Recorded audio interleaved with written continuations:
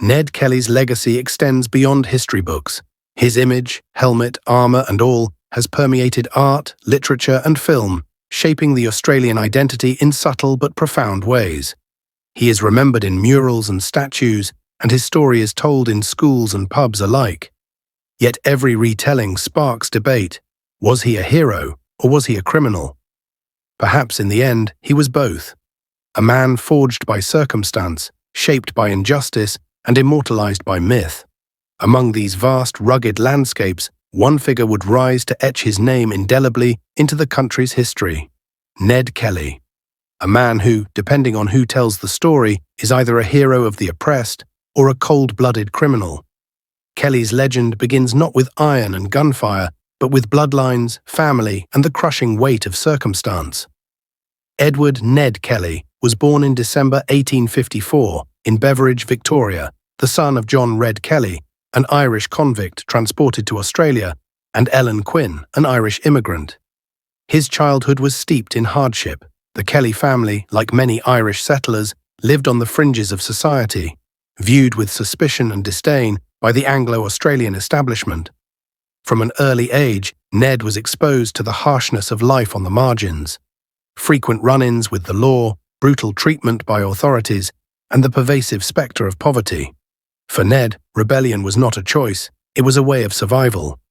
The family's troubles escalated when John Kelly fell ill, leaving them to fend for themselves. Young Ned, barely a teenager, began to assert himself, often in confrontation with the police, who were seen by the Kellys and their neighbors as oppressors rather than protectors.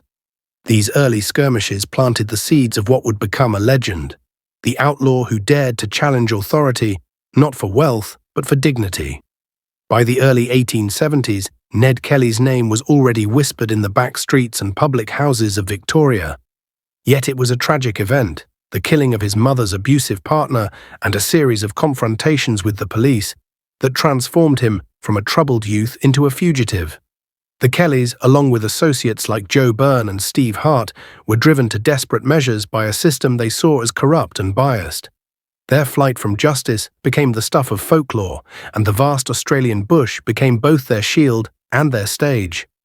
The gang's exploits escalated quickly. They robbed banks, not as mindless thieves, but with a cunning strategy that reflected both boldness and audacity. They became known for their tactical brilliance, including the use of the bush itself to their advantage. Yet the violence was real and deadly. At Stringybark Creek, in a confrontation that would cement their infamy, 3 policemen were killed. To understand Ned Kelly fully, one must peer into the minds and hearts of those who surrounded him, the gang that shared his fate and forged his legend.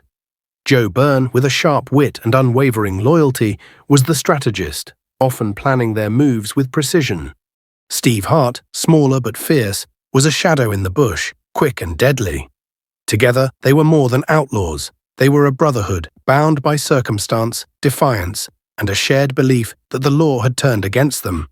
The Kelly gang's rise coincided with a period of immense tension in colonial Victoria. Land disputes, economic hardship, and a justice system biased against the poor created a fertile ground for rebellion. The police, largely composed of officers from Anglo-Irish backgrounds loyal to the colonial establishment, were often seen as instruments of oppression rather than protectors. For families like the Kellys, this was not theory. It was lived experience. Their bank robberies were audacious and theatrical, almost symbolic acts rather than simple theft. At Geraldary, Ned even issued a manifesto, the Geraldary Letter, outlining his grievances against the authorities.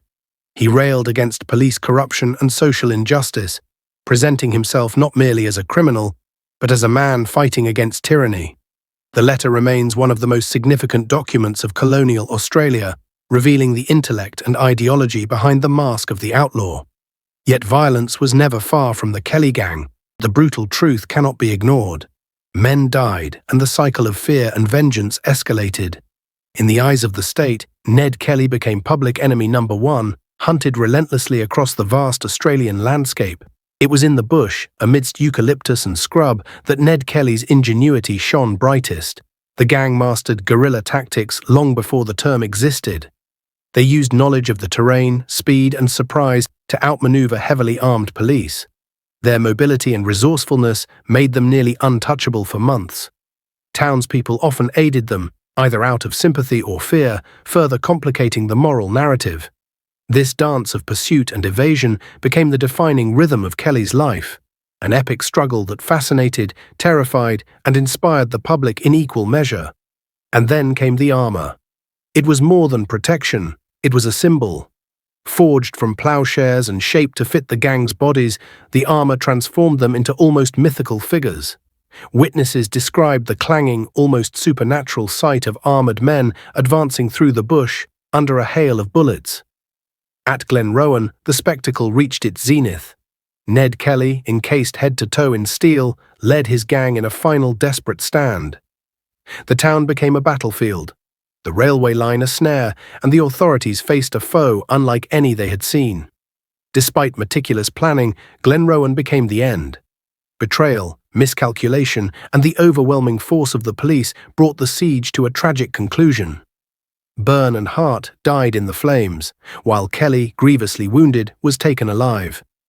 The image of the ironclad man, felled not by legend but by the unforgiving realities of life, captures the paradox of Ned Kelly, a giant in myth, yet vulnerable in flesh.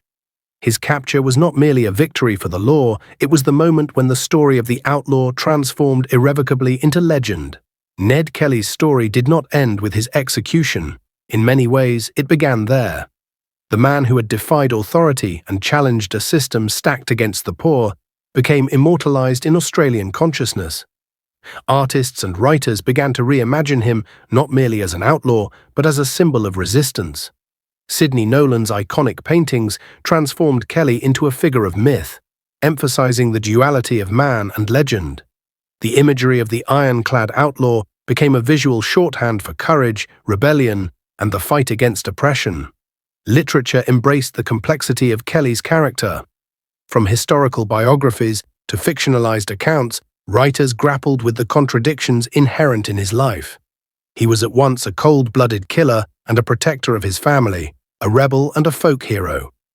Through literature, Ned Kelly became more than a historical figure. He became a lens through which Australians examined their colonial past, social inequalities, and national identity. The debate over his morality continues. Was he merely a product of a brutal, unjust system, responding with violence to oppression? Or did he cross the line irrevocably, taking lives that cannot be justified? Kelly embodied contradictions, strategic and intelligent, yet impulsive and violent, seeking justice, yet exacting vengeance. It is precisely this complexity that makes his story compelling and timeless.